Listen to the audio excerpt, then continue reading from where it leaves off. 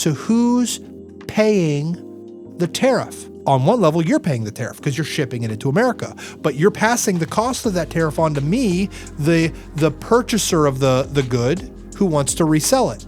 And I'm passing the cost on to Tyler, who is the end product purchaser. So the person who's actually paying the tariffs is not me, it's not you, it's Tyler. Tariffs are a tax on individual consumers within the economy. Welcome to Stewardology, a podcast where two worlds collide. In this show, financial advisor Tim Russell and Pastor Drew Gysi are joined by me, producer Tyler Rutherford, to explore the intersection of financial stewardship and theology. Their unique perspectives help Christians and churches understand and apply a biblical framework for everyday financial decisions so Christians everywhere can grow in their walk with Christ through biblical stewardship. Before we get started, we just wanted you to know that the topics discussed in this podcast are for general information only and are not intended to provide specific investment advice or recommendations. Investment and investment strategies involve risk, including the potential loss of principal, and past performance is not a guarantee of future results. Securities and advisory services are offered through Genius Wealth Management, member FINRA, and SIPC. Without further ado, here are your hosts, Tim Russell, Drew Gysi, and Tyler Rutherford. Welcome to today's episode of the Stewardology Podcast. We are so glad you're taking time out of your schedule to listen and or watch us on YouTube. Thank you for joining us. And I'm here with my co-hosts. We have Tim Russell. Good to be here. And the Honorable Tyler Rutherford. Honorable, huh? The Honorable. Good to be here. So it's not a judge. So just need to have a little fun. I'll get a gavel next time we're recording. Out of order. Yeah, I would have gotten that right away. So, you know what? Today we're going to be talking about that great topic of tariffs. And most of us love the idea, let's bring jobs back to America. But what if the tool that we're using quietly makes everyday life more expensive and maybe a little bit more out of our reach? That's the tariff debate that we're having right now today. And that's why we're going to unpack this today and kind of dive a little deeper into this and kind of the questions we're looking for. Are tariffs any good for the economy? Are they healthy for our nation? And or that are they ultimately possibly damaging the economy and the family? So let's just dive right in and let's take a look at it. And let's just start off with the first one. Tariffs is a form of a tax. Tim, talk to us a little bit about that. Yeah, tariffs are a form of a tax.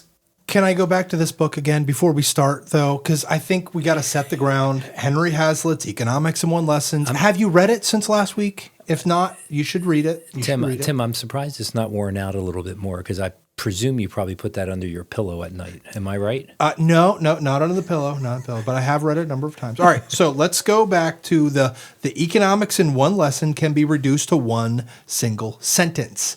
And that sentence is this. Believe it or not, this sentence applies to tariffs.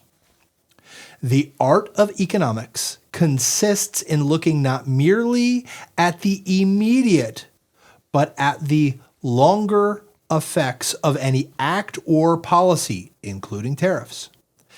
It consists in tracing the consequence of that policy, not merely for one group, but for all groups.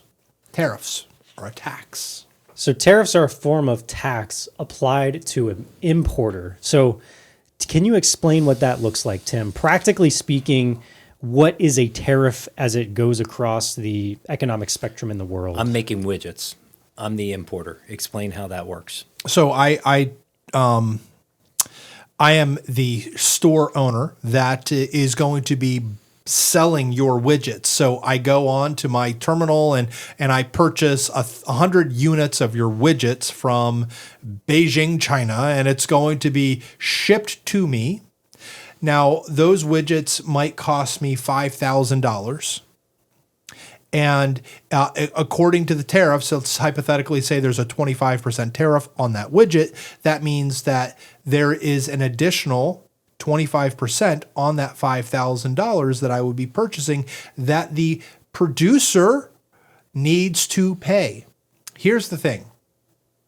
The cost of a good or a service, the cost of producing a good or a service is always conveyed in the price of the good or the service.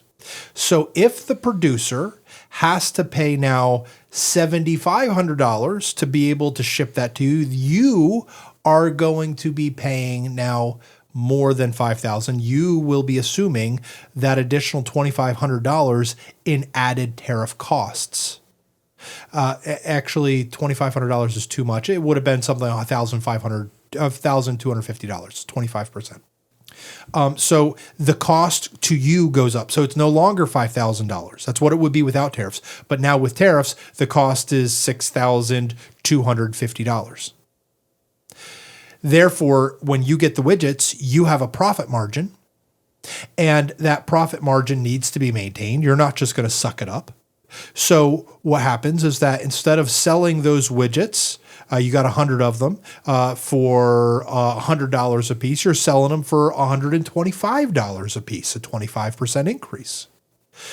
And that means that Tyler, who's coming into the store to buy those widgets, is going to have to shell out more money to be able to buy the widget because of the tariff. So it's all this trickle-down effect. So who's paying the tariff? Well, on one level, you're paying the tariff because you're shipping it into America, but you're passing the cost of that tariff on to me, the purchaser of the good who wants to resell it. And I'm passing the cost on to Tyler, who is the end product purchaser. So the person who's actually paying the tariffs is not me. It's not you. It's Tyler. Tariffs are a tax on individual consumers within the economy. And it's not a regressive tax. It's not a progressive tax, right? Our income tax code is a progressive tax code where the lower your income is, the less your tax rate is, the higher your income is, the higher your tax rate is. That's a progressive tax system. This is regressive. This is based on consumption. The more you consume, the more of the cost you bear. So it's not equally distributed throughout a society. It's distributed only to those who consume, and especially felt by those who consume most. Tariffs are a tax on consumption. Tariffs reduce the overall capital in America. It may go into the government, and the government does good things with that money. But the reality is, Tyler, with that $25, could have gone out and got a haircut. Or he could have gotten a new thing for his daughter. And that money then changes hands, and that money changes hands. And there's this velocity of money, how often money moves through, or how fast money moves through an economy, which has long-term ripple effects and improves the economic output of that nation. Instead, the money goes to the government. The government is, by definition, a poor utilization of money. They use the money in an inefficient way. They spend it on things that are not as productive for the economy, that do not produce more human flourishing. Yes, some amount goes towards roads, some amount goes towards civil services, and those things to that extent is good, but so much of it goes to just paying the infrastructure costs of a bloated government, and it doesn't create more human flourishing on a whole. It just creates a poorer society. So do you remember what I said last episode, how it would be better if we could get more of the money and the resources that God has entrusted to you back into your care so that we can be more generous with it, so that we can bless our family with it, we can give more, do those things so that we can have more kingdom impact? This is a really practical example of this. A tariff being put on a product that I buy is now less money that I have in my bank account to be able to do good work with that. Instead, it's just going to government. But what I'm going to do here is, this is the popular argument. This is the one you're going to see online. But Tim, aren't tariffs supposed to drive manufacturing back to the United States? So yeah, in theory, right? it incentivizes, like we talk about incentives. That's the whole thing. What are the incentives that we're creating? It does create an incentive to reshore manufacturing here in America. There could be national security reasons to have certain industries here in America. Okay, I'll grant you that. But don't think about just the one class. Think about the whole classes, all classes, and what are the downstream impacts of that effect. One basic economic concept that has been presented to us through the Wealth of Nations and some of the other early books in economics is that specialization of skills, specialization of particular labor initiatives is what makes wealth possible. So if, Tyler, you were going to make a toothpick, and that toothpick, you were responsible to take it from tree to toothpick, and you had to do all of the steps along the way, you might be able to produce 4 toothpicks a day if you've got to do the whole thing. It is super low output. If, however, we hire 100 people, we're not going to get the net output of 400 toothpicks a day. What we're going to do is we're specialize the tasks, and we're just going to get some people to cut the trees down, another set of people to drag the trees to the sawmill, another set of people to cut them down to size, another set of people to do the fine cutting and the chopping into the little pieces, another set of people to sand it down so people aren't getting splinters from the toothpicks, right? And now all of a sudden, on a daily basis, we're kicking out 50,000 toothpicks. That is because of specialization. Now, that applies to a simple industry like toothpicks, but it also applies to an industry that is geographically and globally dispersed. It is cheaper to do certain things in certain places, and it's better for them to do those certain things. It's better for their local well-being and better for the national American well-being for us to use those skills and those resources over there to do a thing rather than to bring it back home and to do it more expensively in America. It's not necessarily going to create more human flourishing in America or frankly around the world through artificially forcing people to pay more for products made in America. Now, if you voluntarily want to buy an American-made product because it is superior in quality and it is aligned with what you want to create, like having American jobs, I am all for that.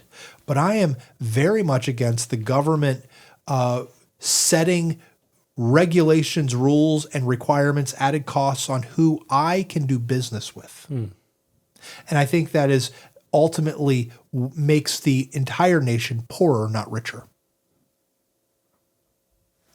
Free trade, my friends. Free trade is a good thing. Now, there are ways in which that there were abuses within our trade treaties that we have with other countries that created environments where that America was suffering because of abusive policies. And one of the things that I will give Donald Trump some credit for is that he was very aware and keyed into how America was getting played in certain ways with these trade deals. And he said, I'm throwing out all of the old trade deals. We're getting better trade deals that are going to be fair and equitable and better for America. That is what I want to do. And he's using tariffs as a bully stick to get all of the nations to the negotiating table to get a better deal.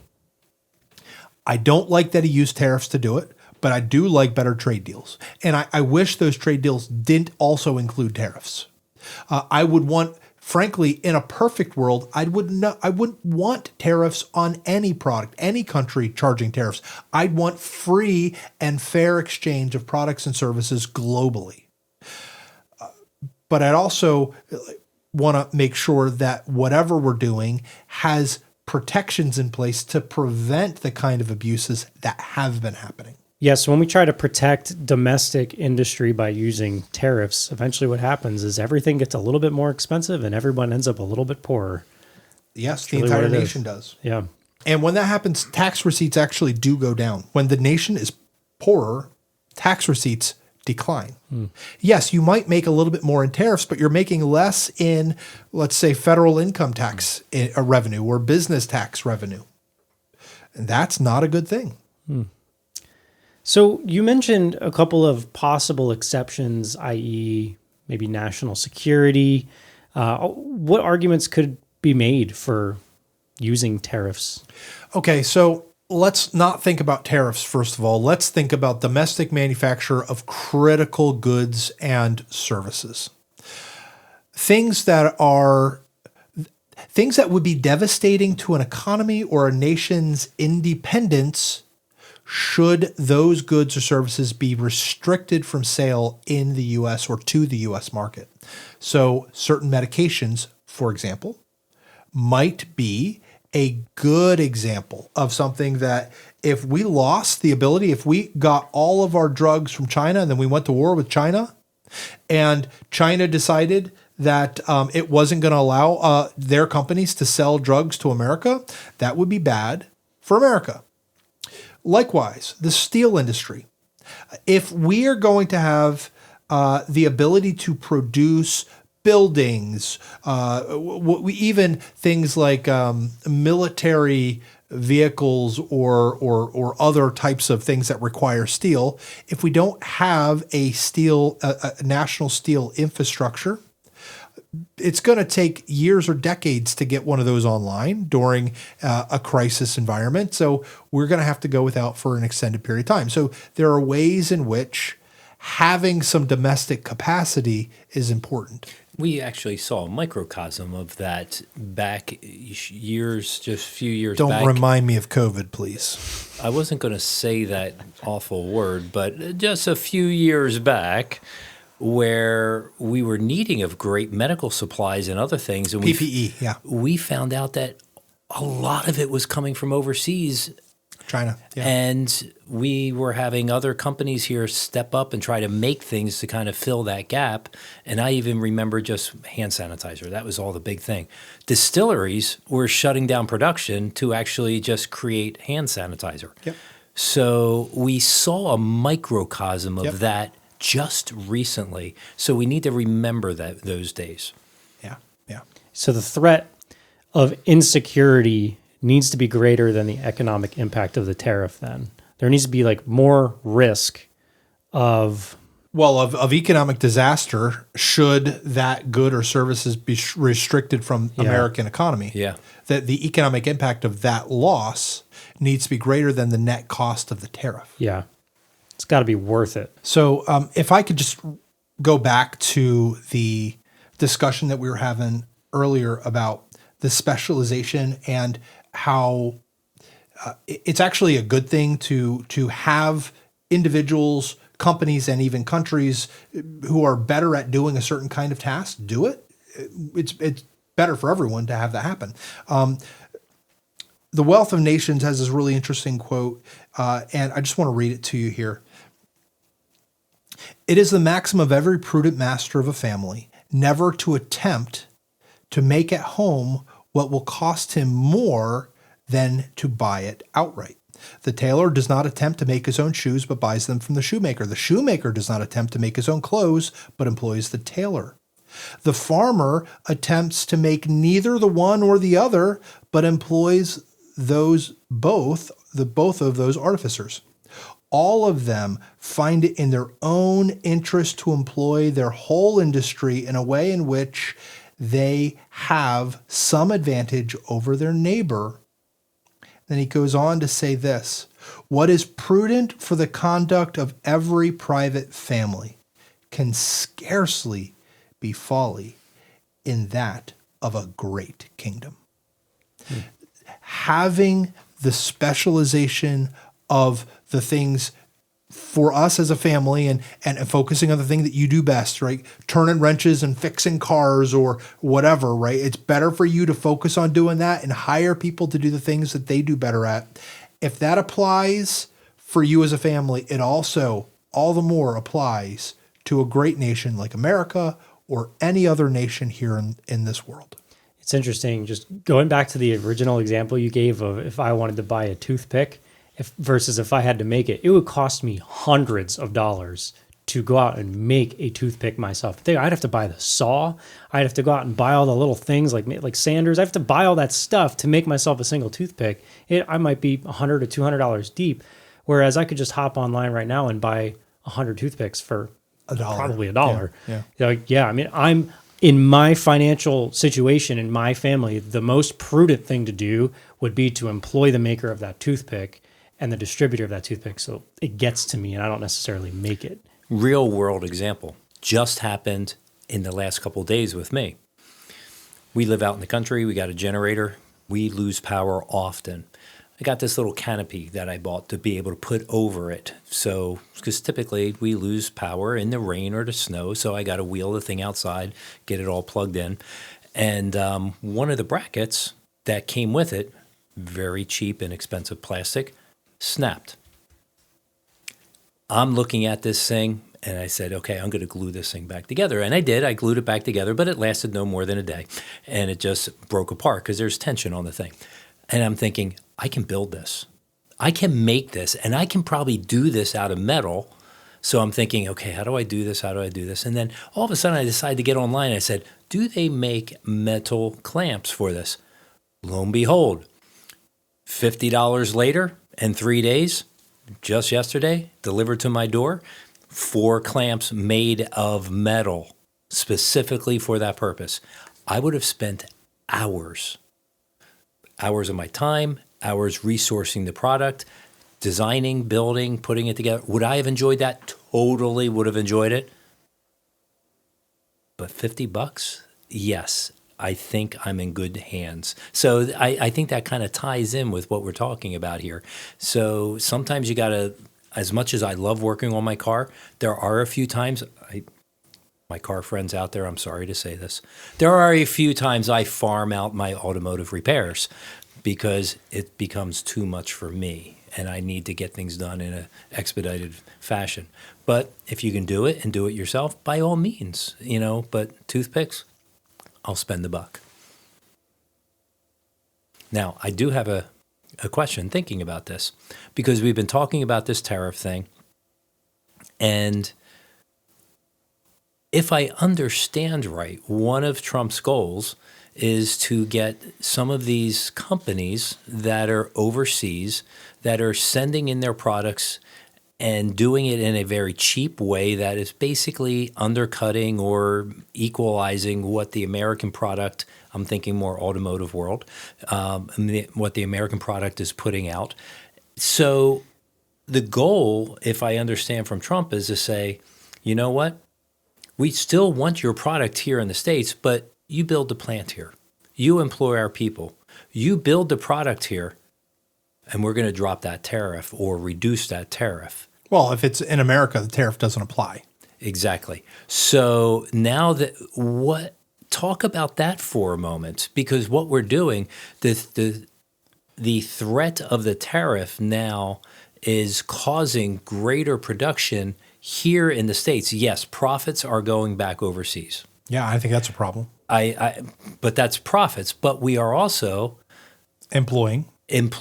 We are building. We are using. Yeah. And I think part of his deal is you're using U.S. steel. You're using U.S. products and companies to build and do that kind of stuff. So we are raising things in that way. So let's talk about that for a few minutes. Well, that assumes that you're actually hiring Americans to do the work. And there's a case right now where there was a Chinese company that was making, I think it was cars. Maybe it was like it was a EV plant here in America. I can't remember the details. I heard it recently, where they got raided by ICE and they had all kinds of illegal, not just illegal immigrants, but it's like slave labor that they were importing to do the work in these factories. So they were still doing the kind of really underhanded negative thing that was happening overseas. They're doing it here in America to, it was an auto glass manufacturer. That's what it was. They were undercutting and putting out of business the ethically run American company through the use of slave labor here in America. You wouldn't even think that's possible, but apparently it was happening. Wow. So my point to all that is, yeah, sure, you could do that, but we don't know. It's not cheaper necessarily for them to do it. They're not going to operate or share the same kind of values that we as Americans are going to value. True. They still, in many cases, may have to use unions, so the costs are still going to be elevated. And it's always, and almost in every circumstance, it's going to be cheaper for them to operate just in their own country. Now, it does create the same kind of question about human flourishing.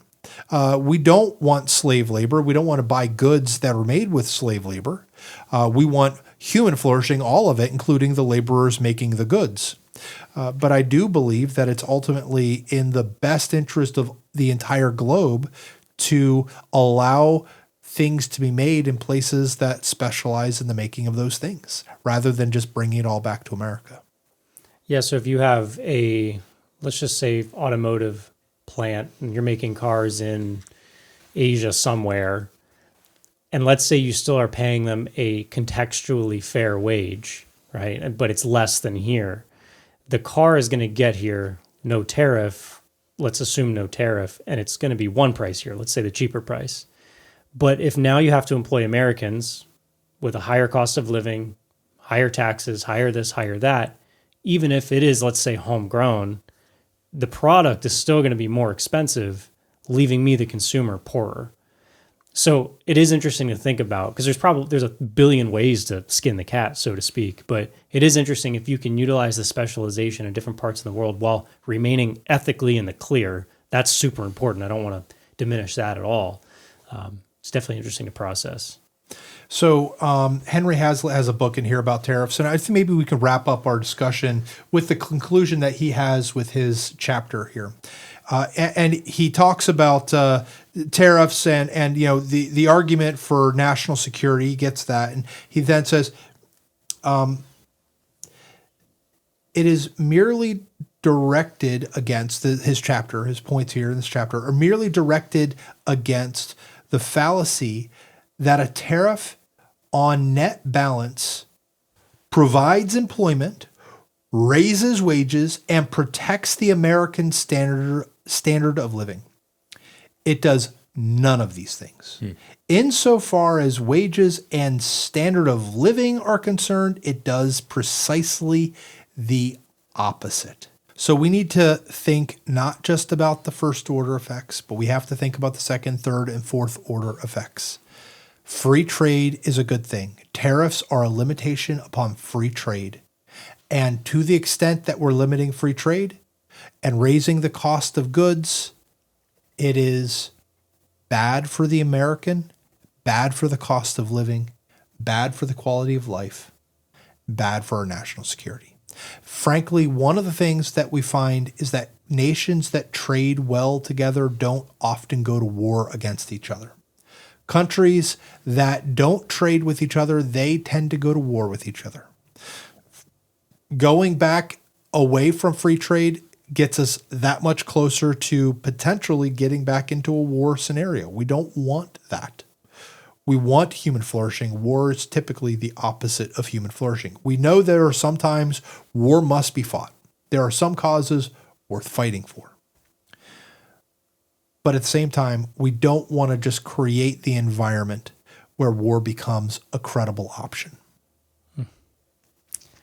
So with that, thank you for joining us on today's episode of the Stewardology Podcast. Take care. God bless. And remember, tariffs are not going to help you. You pay the tariff. Thanks for joining us on the Stewardology Podcast, where financial stewardship and theology meet. We'd like to help you take your next steps in biblical financial stewardship. Subscribe in your podcast provider to get the newest episode delivered to you every week. Leave a 5-star rating and review to help new listeners find the show. Take advantage of your free personal stewardship review at stewardologypodcast.com/review.